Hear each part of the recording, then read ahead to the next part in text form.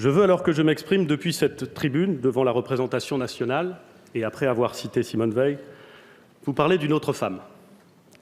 D'une femme qui, à la fin de l'été 2003, poussait les lourdes portes d'une grande école parisienne.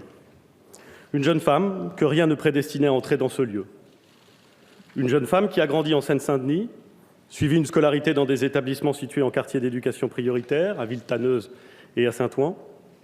Une jeune femme dont les parents, chauffeurs, bagagistes et aides-soignantes, ne s'attendaient pas à ce qu'elle accède à cette grande école parisienne, puis devienne avocate, puis travaille dans les cabinets les plus prestigieux, puis fonde son propre cabinet.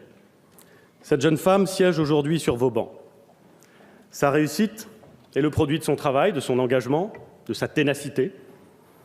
Elle la doit aussi à la décision d'un responsable public, en l'occurrence le directeur de Sciences Po, qui avait, quelques années auparavant, bousculé son institution pour l'ouvrir à des formes d'excellence peut-être un peu moins classiques.